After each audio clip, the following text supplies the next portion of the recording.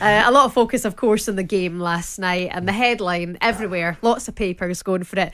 Duran, for obvious reasons. It's the back page of The Sun. Pictures of his knee slide. Unai Emery inset, losing his marbles at that equaliser. Back page of The Times also going for Duran on song for Villa. The Express, it's pure box office as villains fight back. It was a brilliant game.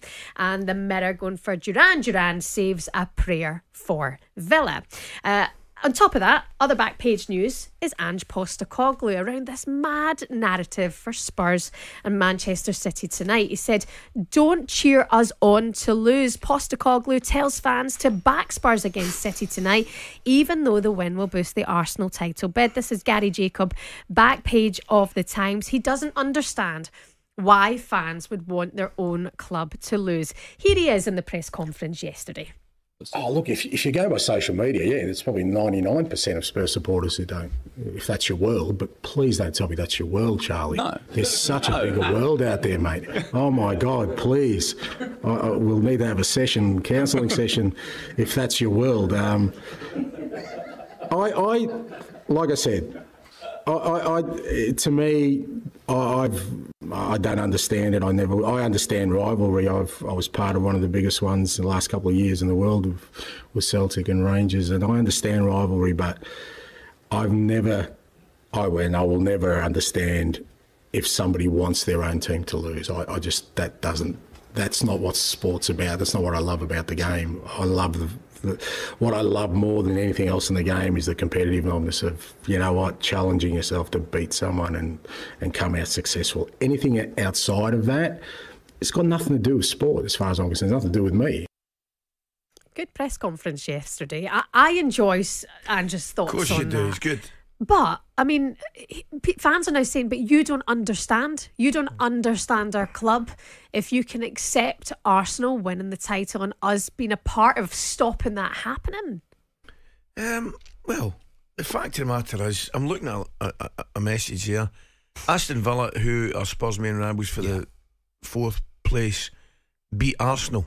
Yeah. So Aston Villa have done as much to prevent Arsenal winning the league than anybody. Right, so that's what it comes down to. You've got to want your own team to play in the Champions League. To put a petty rivalry between the possibility of a Champions League place, which could be worth a fortune to Tottenham, could affect their entire future, is frankly pathetic. I can't imagine, as a football fan, that I would ever see a circumstance where I wanted my team to lose. For goodness sake, they lose often enough as it is.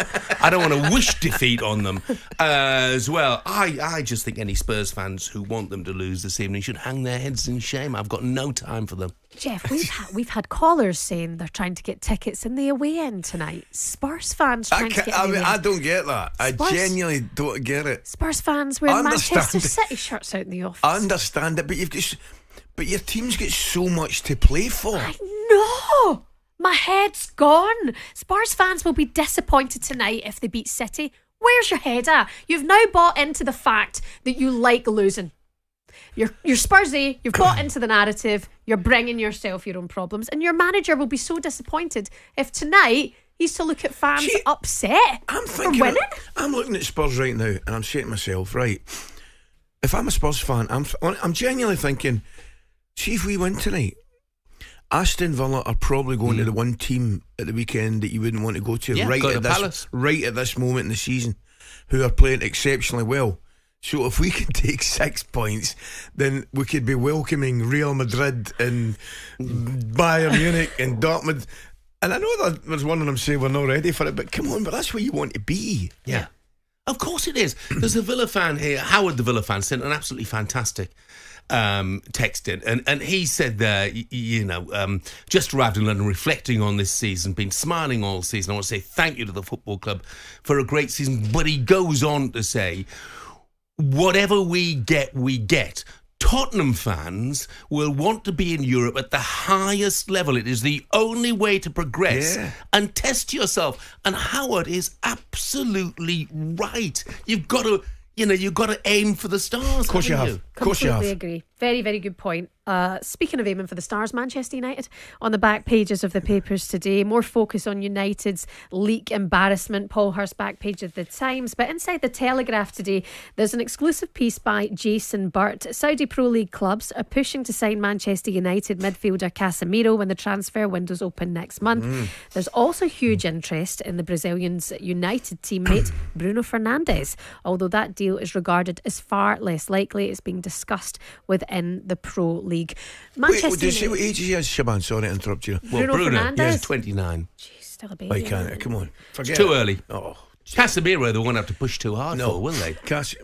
Yeah. Should United be fighting to keep Bruno Fernandes? Yes. Of course. Yeah. Yes. Yeah. Of course, but whether they will or not, I don't know. But I suspect, and I don't know him, but seeing his desire, seeing his passion, seeing his will to win, I suspect that he's not going to want to go to the retirement home. It's the Saudi League just yet. I think he'll think he's got 2 or 3 more good years. One contract somewhere. Yeah. Maybe not Manchester United. Do you think he would want out of Manchester United, Bruno Fernandes? Well, it's possible. You know, who knows?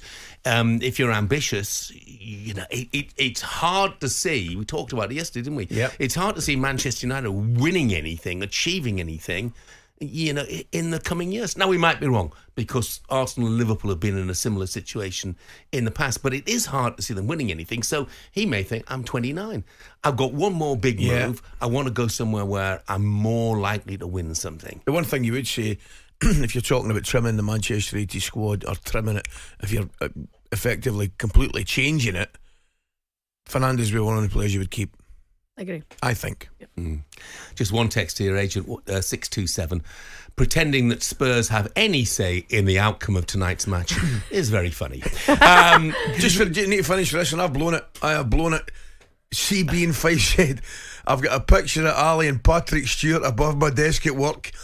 Ali's blown it. Sticky wicket. I've blown it. Seemingly that's it. Live long and prosper. CB and Fife, I'm sorry, but I'm still William Shatner.